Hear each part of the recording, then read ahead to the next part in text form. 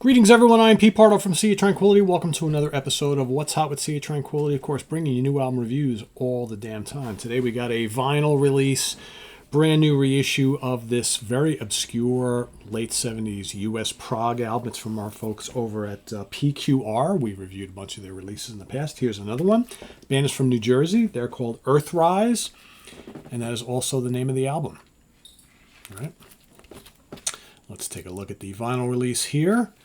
This is, what do we got? 4 tracks on here. It's roughly about just 33 minutes long. It's a pretty short album, actually.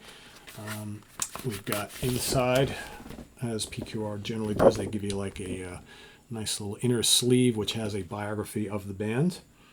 All right.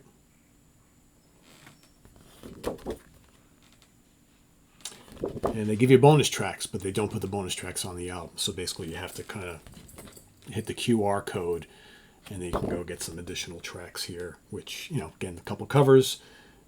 For the purposes of this review, I have not listened to the stuff on the website through the QR code. But again, you got a bonus track, "Song for America" by Kansas, "Hoedown," ELP cover, a little improv, and then 2 little shorter tracks.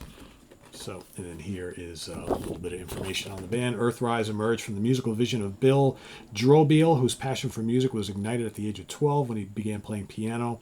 By 14, he was teaching himself guitar, composing complex, multi-layered pieces using a reel-to-reel recorder, so on and so forth. In 75, Earthrise began rehearsals behind Bill's father's office in a storage space. The original lineup included Bill Drobiel on keyboards, guitar, lead vocals, Paul Gerard Yakovet on bass and vocals, Ken Pirog drums and vocals, and Bobby Farrell Drobiel vocals and engineering.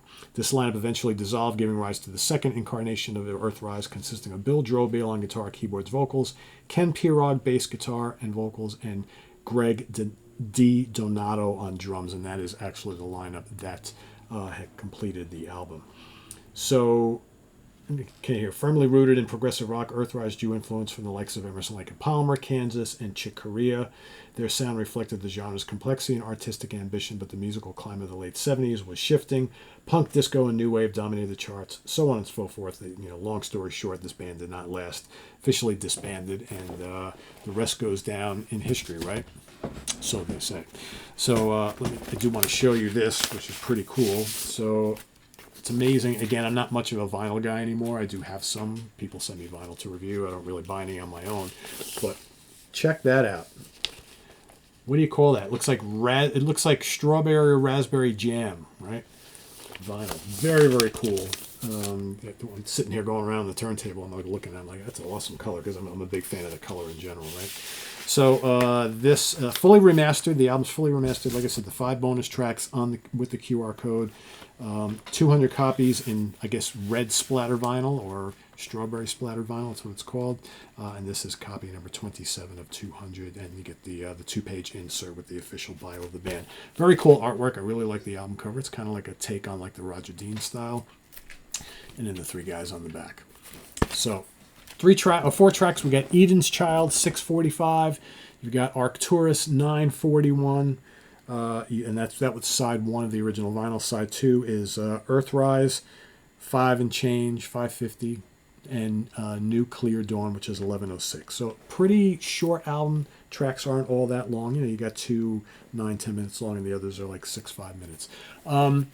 To me, when I listen to this, it very much sounds like that, you know, that school of obscure U.S. prog. So think like, you know, Mirthrander and Cathedral and Yezda Urfa and like maybe Babylon, right? A couple of those other bands that kind of, you know, toiled around on the underground prog scene in the mid-late 70s.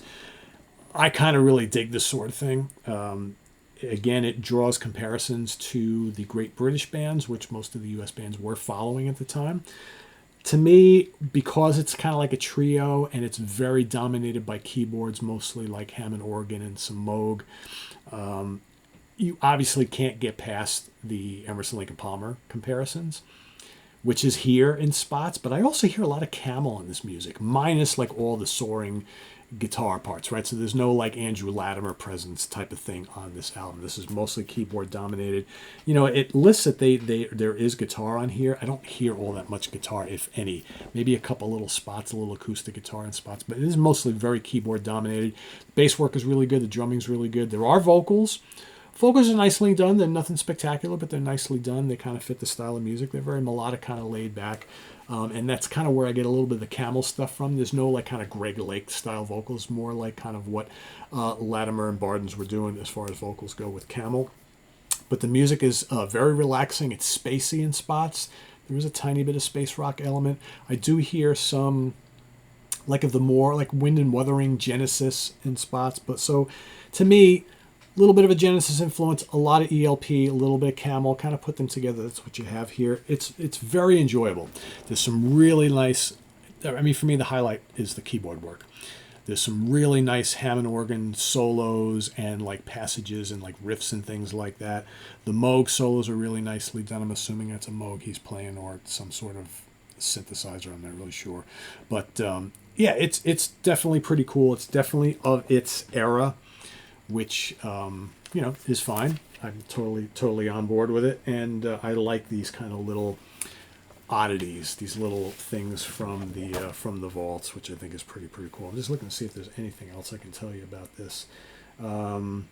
Yeah, I mean, it's really good. It's really good, and it's available now. It's been reissued a few times. If you go look this up online, you'll see like other labels have reissued this in more recent times, but PQR is the latest to put this out here, and it's in a, like I said, it's in a nice package. I like this.